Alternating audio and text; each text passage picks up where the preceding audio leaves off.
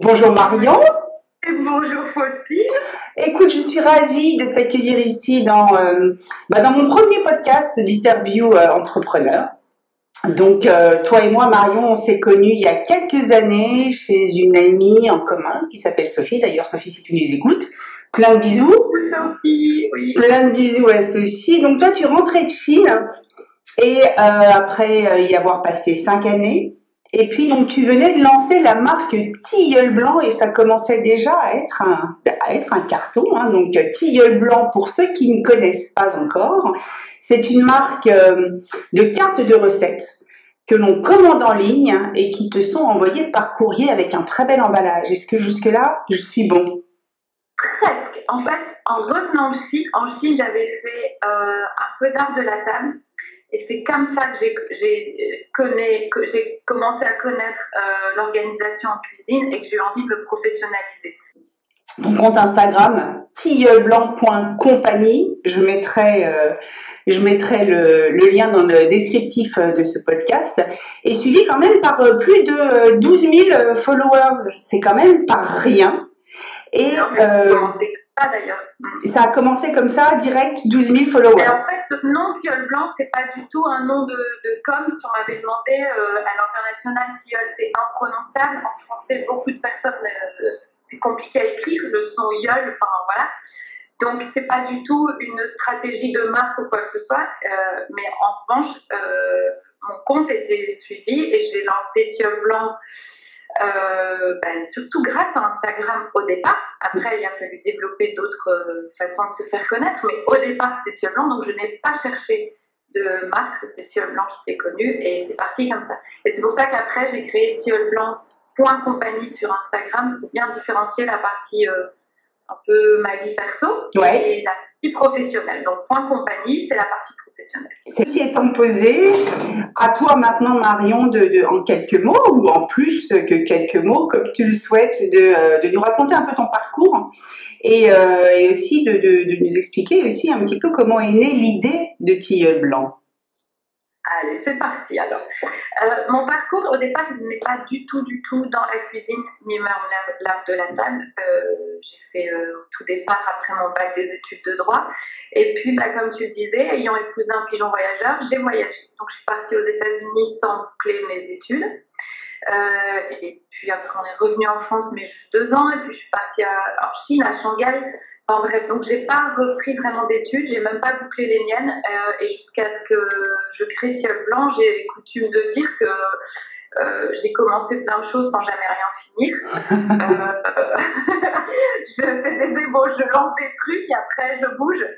Et bon, voilà, c'est ma vie, c'est comme ça me plaît aussi parce que c'est une opportunité de me dire que j'ai touché et goûté à tout un tas de choses. Et de toute façon, si je suis honnête, je ne pense pas que j'étais faite pour mener une grande carrière. Tu as parlé de mon accessoire qui est de 5 enfants et en fait, je suis très heureuse aussi de pouvoir m'occuper de mes 5 et de pouvoir organiser mon temps. Ayant déjà un mari qui bouge, c'était important pour moi de faire ce choix. Soit on a des enfants et je m'en occupe autant que possible, évidemment pas forcément à 100%, mais autant que possible. Soit je mène une carrière, mais les deux n'étaient pas vraiment compatibles avec notre mode de vie. Et puis donc en Chine, j'étais fascinée par l'organisation en cuisine. Et c'est comme ça qu'en rentrant en France, je me suis dit, mais moi je veux me professionnaliser, je veux apprendre à faire tout ça. Donc là, à 40 ans, tu dis, je vais passer mon CAP.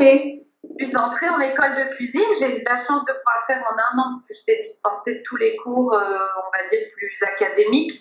J'avais vraiment des cours de cuisine et seul le vendredi qui était consacré tout ce qui est normes sanitaires, ce qu'on appelle dans le jargon HACCP et puis un peu d'anglais de cuisine. Et puis après, on a à nouveau bougé, donc j'ai passé ce CAP en Charente-Maritime à Rochefort et après nous avons à nouveau bougé. Et c'est là où t'expliquer Tilleul Blanc, c'est un peu compliqué parce que j'ai pas fait d'école de commerce et j'ai pas fait, avant de lancer ça, j'ai pas fait d'études de marché, de business plan, rien du tout. J'ai lancé ça, on dirait, comme touriste, sans imaginer une seconde que ça prendrait. Ok. Et comment tu t'y es prise au tout début? Tu as dit, bon, allez, ça y est, j'ai mon CAP en poche. Non, mais j'ai pas réfléchi au truc. C'est-à-dire que j'ai bossé, mais j'ai même fini la saison quand j'ai lancé Tilleul Blanc. Mais Tilleul Blanc, c'est parti comme boutade de dire, purée, si je vendais les recettes que je crée enfin, je sais, il y a un peu de ça, de se dire, ouais, un peu comme un pari, un peu aussi, ça répondait à un besoin, c'est-à-dire qu'en cuisine, on travaille avec des fiches techniques, on n'ouvre pas un grand bouquin sur des plans de travail qui sont quand même assez restreints, il faut que chaque place ait son poste, et donc il n'est pas question d'ouvrir un grand livre qui prend de la place, qui au niveau aussi hygiène, c'est pas formidable que tout le monde touche les feuillettes, ces feuilles avec des mains. Donc on a des fiches techniques qu'on aimante sur au-dessus de notre plan de travail, et puis voilà, on s'y colle. D'accord. Bah justement, j'allais te demander aussi un peu qui sont tes followers et puis qui sont tes clients, qui sont les gens complètement fous qui aujourd'hui achètent une carte qu'ils vont recevoir dans leur boîte aux lettres alors qu'on est passé au tout digital. Et alors pour la petite histoire, tu me racontais aussi il y a quelques jours quand même qu'un de tes best-sellers, on va dire, c'est une recette effectivement sur le papier. Tu dis non, ça peut pas marcher. Une recette de salade de brocoli. Alors là, il faut quand même que tu nous expliques, c'est le brocoli. Raconte-nous un peu. En fait, au point où j'en étais, quand je disais, j'ai lancé ça sans y croire, j'ai vraiment cru que j'allais vendre 100 cartes dans le mois. Et mes cartes sont à 2,50 €. Donc, une fois qu'on enlève les charges, les frais de port à 1, il ne reste plus grand-chose. Donc, je n'ai pas cru que ça allait devenir mon métier à 100%. Et je pensais que ça allait m'offrir un resto. Et pas un resto... gastronomique non plus. Non. Un petit resto, une petite cantine sympathique où pour une fois, c'est pas moi qui cuisinais. Et au point où j'en étais, tu sais, quand t'as rien à perdre, tu dis allons-y gaiement. Et cette recette de salade de brocoli, c'est facile, ma fille est née à 25 ans, donc cette recette a 25 ans, parce que je la faisais déjà aux États-Unis. Et tu dis, bah allons-y, parce qu'elle fait partie un peu de notre marque de famille. Les copines qui me connaissaient me disaient, ah, tu fais ta salade de brocoli. Donc, allez hop, on vend la salade de brocoli. Elle fait partie du top 5 des plus vendus. Et en fait, oui, j'ai pas cru que ça allait prendre, ça a démarré très très vite. Et c'est comme ça qu'après, notre ami commun, grâce à qui nous nous sommes connus, qui est avocat, m'a dit, ça suffit la rigolade, maintenant tu déposes les statuts et tu vas voir un de mes confrères. Et voilà, et là, Tilleul Blanc a réellement commencé au bout de 4 mois. Et donc, tes clients, et alors mes clients, qui sont-ils? Et donc, mes clients, pareil, n'ayant pas fait d'études de marché qui allaient être mes clients, j'avoue, j'étais persuadée, parce qu'on reçoit quand même à l'ancienne, on le reçoit sur une boîte postale. Ouais. À l'heure où tout le monde, il y a plein de sites avec des recettes de cuisine. Mais oui. C'était un gros pari. D'un autre côté, il faut dire aussi qu'on n'offre pas en cadeau une photocopie d'un site. Je ne sais pas si on peut les citer, mais bon, tout le monde a en tête les 750 grammes marmiton, tu couperas s'il faut. Tu peux, je pense que quand on en cite 2 ou 3, c'est tout bon. Ok, c'est tout bon alors. Et on n'est pas propriétaire de la recette quand on est sur un site comme ça. Okay. Donc là, en fait, on reçoit sur une belle qualité de papier avec un grammage assez conséquent. Donc, c'est beaucoup plus joli d'offrir ça et il y a un emballage. Donc, mais c'est vrai que voilà, c'est quand même à l'ancienne. On commande sur Internet, c'est le côté moderne du truc et encore. Mais on reçoit à l'ancienne. Donc, j'avais imaginé que j'allais avoir des clienteux. Or, j'ai des clients aussi, c'est pas la majorité, mais j'en ai. Alors, okay. Pas que des hommes qui offrent ça en cadeau. Non, c'est vraiment pour eux. Il y a quelques papas qui offrent ça pour une femme, filles qui se lancent dans la vie, mais il y a quand même, des jeunes. Et c'est là où je me suis effectivement complètement plantée, c'est que la majorité de ma clientèle, on a étudié ça, elle a plutôt, c'est des jeunes adultes qui ont 30-35 ans jusqu'à 45. Et moi, j'avais imaginé plus de femmes et beaucoup plus âgées. Et en fait, les jeunes, souvent, ce qui revient, c'est de dire qu'eux, ils n'ont pas de place comme nous, on pouvait avoir dans leur cuisine pour stocker tous les bouquins dans lesquels ils font 2, 3, 4 recettes les grands jours. Oui, effectivement. Et ils ont l'habitude de ne choisir que ce qu'ils aiment. C'est-à-dire que déjà en musique, ils ont pris l'habitude de ne plus acheter des albums entiers, mais juste les titres qui leur plaisent. Ok. Pardon, et De même en cuisine, finalement, ils choisissent uniquement selon leurs affinités, les recettes qui les tentent. Ta réflexion, c'est assez rigolo quand même, parce que moi, je te suis effectivement sur Instagram. Tu as un compte qui est d'une beauté incroyable. Et vraiment, j'invite tout le monde à aller te voir, tilleulblanc.compagnie. C'est sublime. Tu t'es formée aussi en photo? Pas du tout. Et complètement autodidacte. En quoi je suis formée? Parce que finalement, je n'ai pas fait d'école de commerce, je fais de la vente, je n'ai pas fait de cours de photo, je fais des photos. Non, je voulais être grand reporter à l'époque. J'ai fait du droit pour faire juste 3 ans de droit, après rentrer à l'ESJ, parce que je suis du nord de la France, donc je voulais faire l'école de journalisme. Et je m'étais dit, les journaux enverront plus facilement quelqu'un qui aura fait de la photographie, comme ça je fais les 2 ans, je fais de l'écriture et de la photo. Bon, et ta recette préférée, si tu devais choisir une carte parmi 15, dis-moi, combien de cartes tu as créées de recettes? Bon, alors j'en ai créé, en ce moment en ligne, il y en a plus de 100, on doit être à 125, voilà, bien tapé. Et puis j'ai fait pendant plusieurs années ce qu'on appelle des recettes de famille. Donc là, je m'engageais à ne pas les vendre et elle s'est créée uniquement, alors ça pouvait être en grande quantité quand c'était par exemple pour un mariage, c'était offert en carte cadeau sur les assiettes des invités. D'accord. Avec le dessert préféré des mariés par exemple, ça c'est super. Et ma préférée, alors tout à l'heure tu as parlé de la salade de brocoli, oui c'est ma petite chouchoute parce que c'était un gros pari, c'était complètement fou de vendre sans même la faire goûter cette recette de salade de brocoli cru. Donc c'est un gros pari et ça m'amuse qu'elle soit dans le top 5 vraiment. Ensuite, il y a mon moelleux au citron parce que ici je le fais avec des citrons de Menton et il est vraiment moelleux. C'est pas un 4 quarts étouffe chrétien comme on dit ou clou. Enfin voilà, il y a une petite astuce dedans. Alors ça me gêne de la livrer comme ça parce que pour tous ceux qui ont acheté la recette, c'est pas cool. Mais il y a des astuces qui permettent d'avoir ce qu'on appelle un choc thermique ou c'est vraiment des petits détails. Je les donne dans mes recettes ici. Et pour tout ce qui est logistique, c'est toi, avec tes petites mains, qui t'en occupes?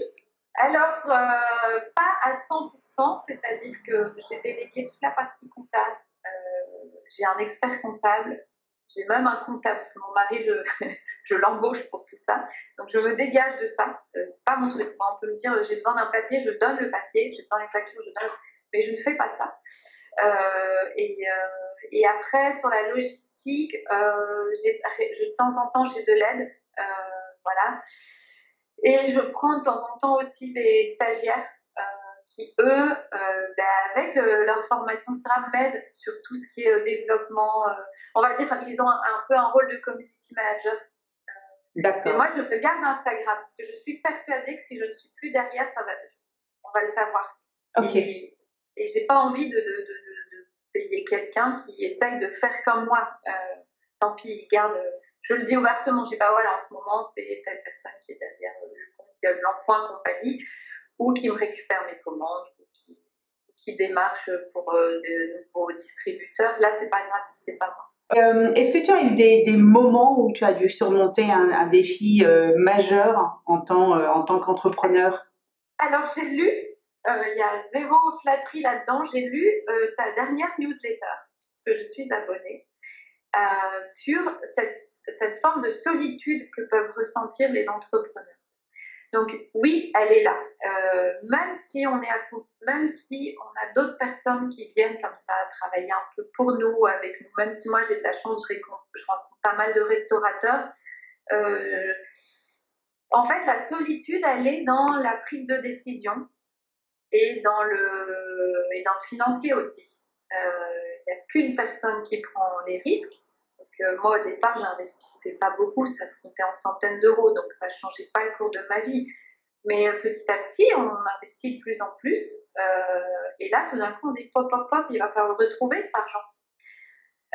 Et de même que ça m'occupe, ça me prend beaucoup de temps. Et donc, il faut quand même pouvoir se dégager un salaire. Le but n'est pas de m'occuper. Je ne m'ennuie pas du tout dans la vie. Donc, n'était pas de m'occuper. Et 5 enfants, ça demande aussi de gagner un peu sa vie. Donc, il y a ça. Et oui, il y a cette solitude. Alors moi, je teste souvent, je leur demande dans ma famille, qu'est-ce que t'en penses tout, mais c'est plus, est-ce que je la sors pas, puis en fait, une recette, si je la sors et qu'elle ne marche pas, c'est pas très grave. Mais en revanche, de lancer un nouveau produit ou pas, on est quand même assez seul. Et puis, seul aussi, non, il faut organiser son travail, il faut créer son travail. C'est très bizarre à dire, mais on crée notre travail. Et ça demande beaucoup d'organisation. Même si on a la chance de pouvoir s'organiser comme on veut, il faut être très organisé. Et puis à un moment, se dire, allez, j'y vais. Tout seul, alors que nous ne sommes pas seuls. Je pense que si j'étais célibataire, peut-être que j'oserais encore plus de choses. Un défi majeur, un truc, tu te dis, où tu as eu vraiment envie, peut-être de baisser les bras. Peut-être un moment où tu dis, voilà, c'est bon, j'arrête. Oui, ce défi, je l'ai eu, et surtout cette tentation de tout lâcher par une forme, pas être à court d'inspiration, mais plus de lassitude. Lassitude. De ras-le-bol, ouais. Je l'ai eu, mais en fait, c'est triste parce que c'était très, on va dire, très administratif. D'accord. C'est-à-dire que je suis en SARL et qu'à un moment, alors moi, au début du confinement du Covid, ça a bien marché. C'est venu après. En fait, le premier confinement, ça a bien marché parce que tous les magasins étaient fermés, sauf les magasins alimentaires. Tous les restos, les entreprises, les cantines étaient fermées. Donc, soudainement, il y a eu toute une population qui ne cuisinait pas, qui s'est retrouvée à devoir faire à manger. Et faire à manger 2 à 3 fois par jour. Et donc, il y a eu un cours et ils ne pouvaient pas aller acheter de recettes dans les magasins qui vendent des livres. Donc, moi, j'ai beaucoup travaillé. J'ai même offert des recettes en les publiant, en me disant, mais allez, cadeau, allez-y. On est tous dans le même bateau, c'est l'enfer. Il y a des clients qui après, on dit, dès que la poste retravaille, on vous achètera la recette. Et le pire, c'est que la plupart, c'est bon, voilà. Mais passé cette étape, tout d'un coup, il y a eu un pouvoir d'achat, moi là, enfin bref, et les charges sont phénoménales. Et tout d'un coup, je me suis dit, non, mais là, je travaille. Les charges d'un chef d'entreprise, pour une entreprise, on frôle. Alors, j'ai horreur de ça. Je ne veux surtout pas me plaindre parce que je suis très contente de payer il y a une partie où je suis contente de payer des charges parce que vraiment, pour avoir vécu à l'étranger, il fait bon vivre en France. En France, on a la chance de ne pas avoir peur. On a une baisse de budget quand on est au chômage ou à la retraite, c'est certain. Mais on a quand même une petite sécurité. On n'a pas peur d'avoir des enfants trop intelligents. On peut les envoyer étudier. On n'a pas peur d'avoir des enfants malades. C'est lourd, je suis d'accord, tout ça. Et qu'évidemment, quand on a de l'argent, on accompagne bien mieux nos enfants, ou on peut se mettre de côté. Et que parfois, on ne peut pas mettre de côté. J'en suis très consciente. Mais les charges sont énormes et parfois j'ai besoin d'embaucher et je ne peux pas parce que les charges sont trop importantes, je paye, enfin voilà. Et donc à un moment je me suis dit, mais en fait j'ai beau travailler, il me reste pas grand chose et pas suffisamment pour que ça vaille le coup. Et c'est là où on a toutes ces questions, on se dit qu'est-ce que je fais? Est-ce que je passe à la vitesse supérieure? Mais mon entreprise elle tient aussi parce que le prix il est bon. Si j'augmente le prix de mes cartes, c'est pas dit que la clientèle sera encore là. Donc, j'ai besoin d'avoir beaucoup de clients pour pouvoir maintenir ce prix. Et il y a une forme de lassitude. On se dit, non, mais là, c'est pas possible. Si je gagne, s'il me reste 400 € dans le mois, et parfois, il y a eu des mois où j'avais rien, je me dis, mais à quoi? Tout ça pour ça. Ouais, tout ça pourquoi? Donc, 10 000 questions, on dort pas bien. On se dit, mais est-ce que c'est l'idée qui est pas bonne? Et puis, c'est dur d'accepter, de se dire, l'idée, elle a pu très bien être bonne 5 ans et pas pour les 2 prochaines années ou les autres. Et ça aussi, ça fait partie du rôle du chef d'entreprise, de ne pas s'entêter. Parfois, s'entêter, c'est compliqué en fait. C'est beaucoup de questions. Donc oui, c'est un gros défi. Et comment t'es repartie, en fait, ne serait-ce que moralement? Comment t'es repartie? En fait, je me suis accordé une pause de me dire non, là, stop. J'ai pas. En fait, c'est très. Il y a une forme de fierté de se dire, ben oui, j'y arrive, mais je veux surtout pas tomber dans l'orgueil parce que je suis pas seule. Donc tant pis, si je plante, j'arrête. Mais je ne veux pas m'entêter et me dire, je vais faire encore pire. En fait, je vais m'entêter et ça coûte de l'argent de s'entêter. Donc j'ai fait une pause. J'avais besoin de ça pour me dire, est-ce que vraiment, il y a quelque chose encore à faire avec Tilleul Blanc? Et donc c'est une décision de couple de dire à celui qui vit avec moi, là, il va falloir qu'on tienne avec ton salaire parce que moi, en fait, là, je perds de l'argent. Donc j'ai besoin de réfléchir à que faire de Tilleul Blanc. Et je pense qu'il y avait quand même aussi, enfin c'est pas je pense, je suis sûre, une part de ma responsabilité, c'est-à-dire que forcément ça a amoché ma motivation et du coup dans mon travail ça s'est ressenti. Ça s'est ressenti où en fait, plus particulièrement?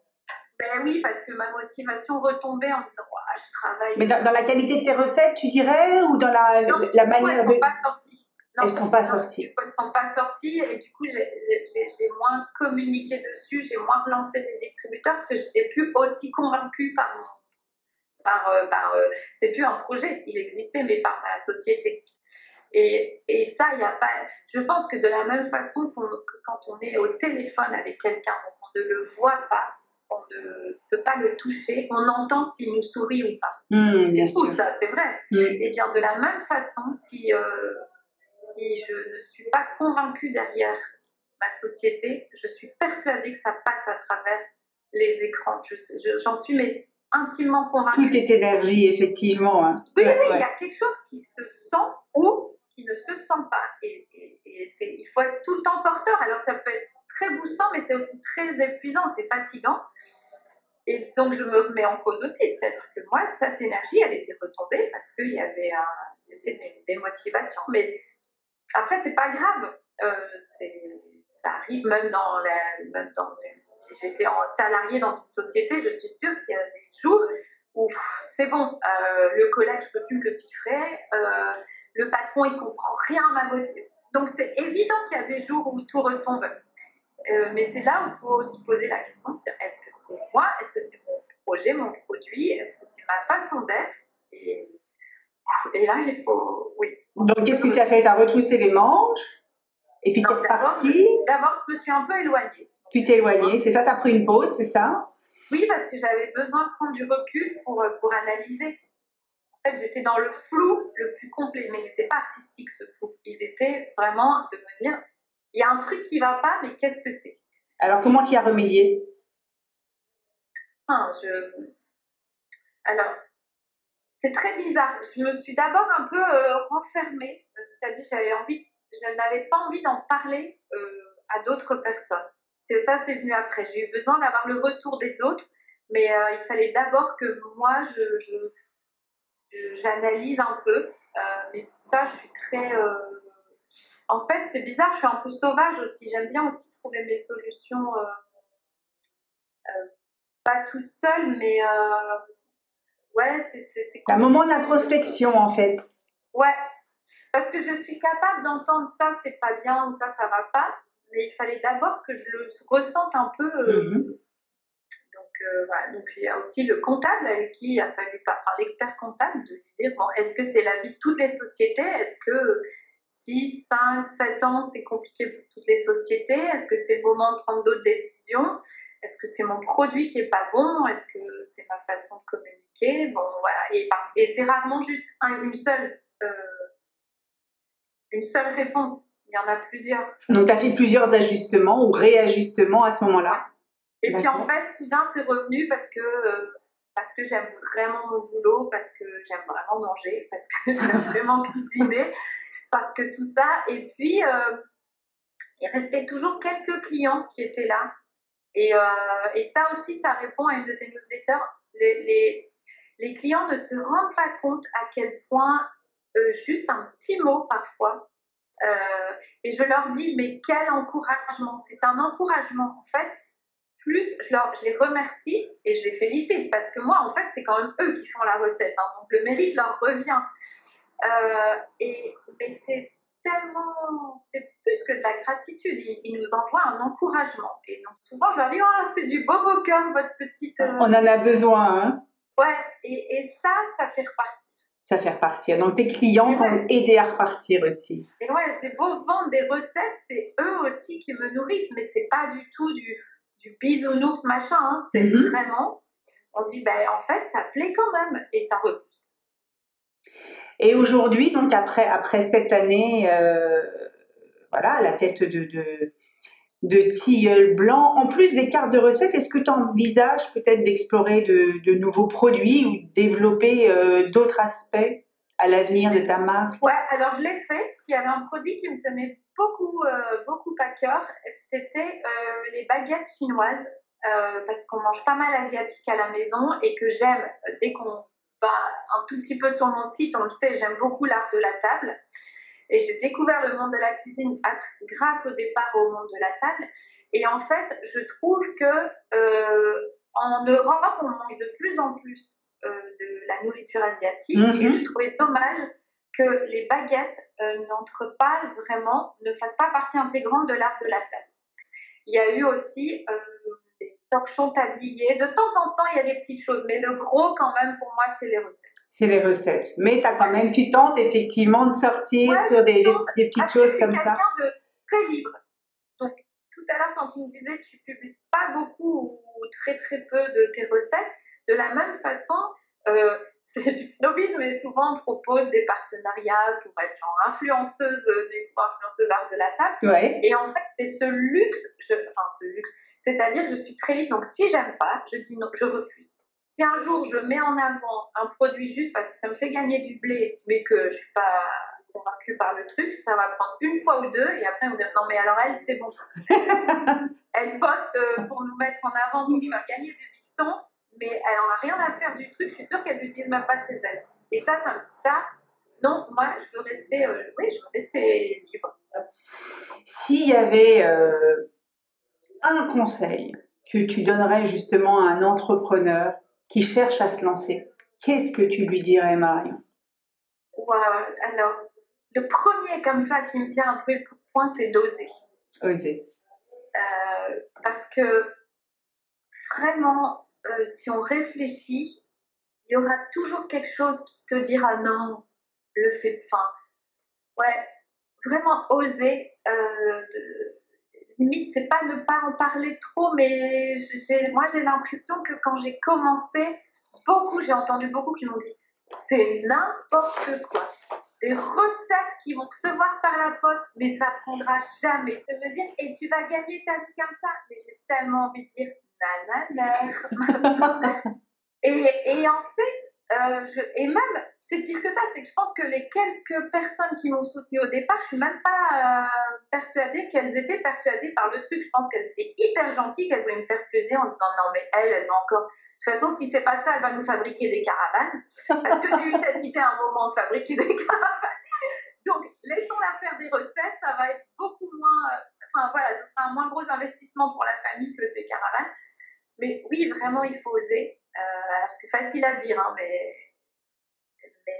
allez, et quand bien même, et au pire, si dans 2 ans ça plante, on s'en fiche.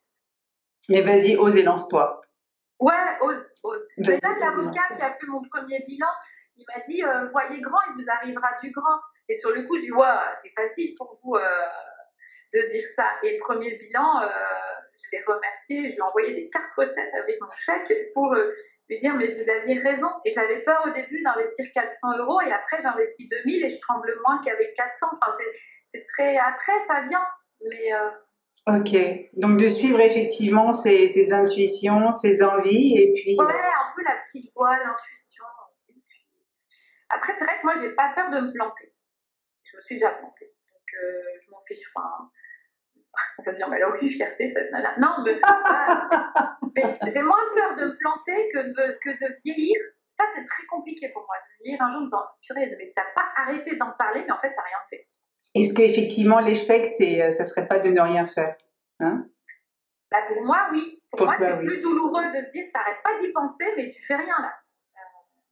Ok, donc on va rester là-dessus. Donc c'est mon mot de la fin, oser. C'est oser, super. Marion, un grand merci d'avoir participé à cette première interview. Donc tu as sans doute essuyé les plâtres parce que voilà, ça a été fait comme ça à la bonne franquette. Tu n'as pas voulu avoir les questions en amont et ça, je trouve ça très chouette pour garder justement le côté ultra naturel qui, c'est aussi ce qui ressort hein, de ta marque, de ce que tu es, toi Marion. Donc encore bravo, ne change rien.